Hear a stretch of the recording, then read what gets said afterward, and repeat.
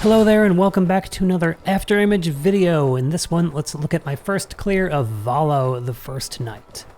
This was definitely a challenging boss and I did it under-leveled, so it was even more challenging, but it was a really fun challenge. I definitely had to study the telegraphs and be ready to react, so let's see if we can analyze those. Alright, so first of all, the stance that Valo takes and the angle of the sword is the main thing I'm looking at that will indicate what he's about to do. Also, the distance that you are from Valo will depend on what move he's about to cue, so I try to stay far away. And in this case, I look for this one where the sword is angled forward and down. That means Valo's about to do this really deadly dash towards you that unless you're all the way across the screen, he is going to come all the way up to you no matter what, with a big ranged slash that you will not be able to jump over. So the solution here is when you see that stance, he's going to dash towards you and you want to actually dash towards him, above him, over him, and land right behind him like this. And then whatever combo you choose to use. At the time, I really liked the ground, the spin of the scythe, followed by some jump attacks with the dual blade, but whatever combo you like. In fact, if you've mastered the blade move where you do the instant modification where you can dash through, that could have been really cool in this battle, but I just wasn't using it at the time. All right, there he just held the sword and just don't be right next to him. And you can see the energy beam there. All right, so here's another stance that you really want to look out for. This is another one of the moves if you're far away. You see the sword is angled back and it's parallel with the ground. What he's going to do, he's going to dash, kind of warp dash towards you, which won't hit you, but there will be a slash that happens following it. So you want to make sure that you follow with a jump. And of course, Valo also has these enhanced moves. And you'll see that the blade is flashing first. So the unenhanced version looks like this. You see the dash and then that thing, you just have to be ready to be jumping over it. And in that case, I like to be right next to him, ready to come in with some attacks. Dash away, wait for that next telegraph, and we can see this is the first move again. So again, I dash over his head. Okay, that spin move isn't so hard to dodge. I usually don't have my eyes on that telegraph. Okay, and you can guess what he's about to do next. He's about to teleport, and then again, I'll expect him. I expect him over there, so I go over there already, and then just be ready to jump over that slash that happens in the air.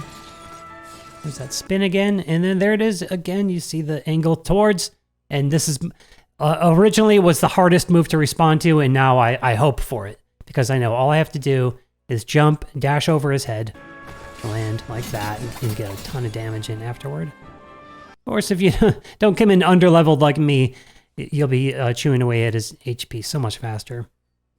Okay, now look, we see he's flashing, so we can see there's going to be an enhanced version of the teleport slash, and you have to be a little more prepared here to jump at just the right time and double jump, because watch this. Oh, never mind. No, it carried over, and then he did an enhanced version of that, where now you see we have this like lingering slash energy there. But we'll see the other one shortly enough. Now see this one right here, he's doing it because I'm kind of close and I'm kind of pinned here. It's actually going to be really hard to respond to. He's about to do 3 slashes.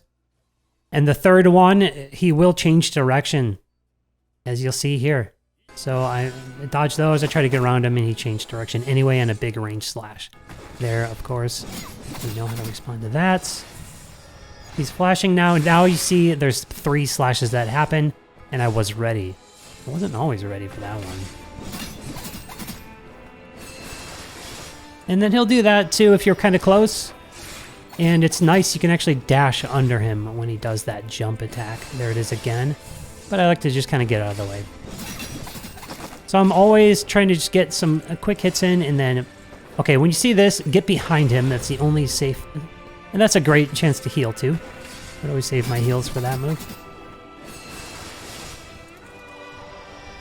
So again, I'm trying to like stay far away from him to trigger those moves that are easy to respond to.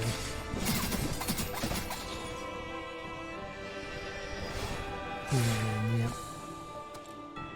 Wasn't quite ready to be where he was, but hey, not getting hit is just fine with me. I was having a lot of trouble with this, and then I was up late one night and just really stubbornly wanted to beat it, and then I finally thought I beat him, and oh my god, there was a second phase, and I'm like, that's it, I'm going to bed. We'll come back tomorrow. So that's what you're seeing here.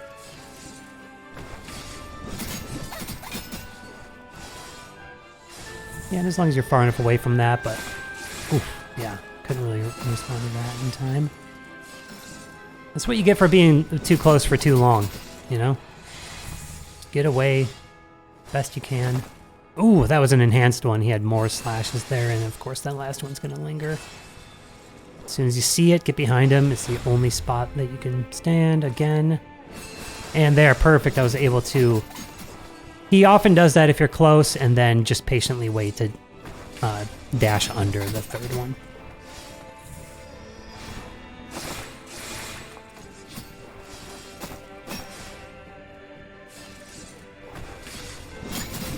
And remember, doing it under-leveled is always possible. Of course, speedrunners are clearing the hardest bosses with hardly any level at all. It's just going to be a lot more pain for you. So if you like the challenge, go for it. Otherwise, this boss is supposed to be level 60. Okay, now we can see he's queuing up his second phase. And he's going to do a lot of the same moves and often enhanced versions. In fact, maybe they're all enhanced, but do you see how his HP is naturally bleeding down?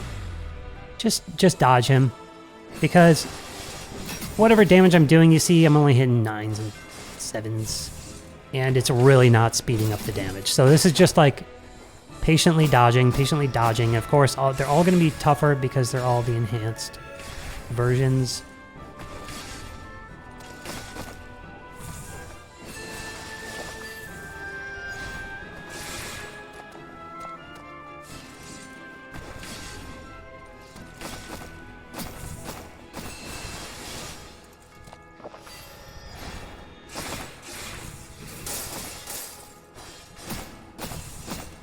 I finally got to what I would call the mid-game, I guess, where I've accessed almost every area, and I have a bunch of like level 70-something areas ahead of me still. But can I just say that I just love this game so much.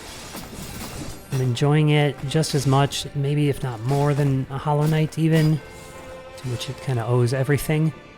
And I'm really surprised at how unpopular the game is. Yeah, just...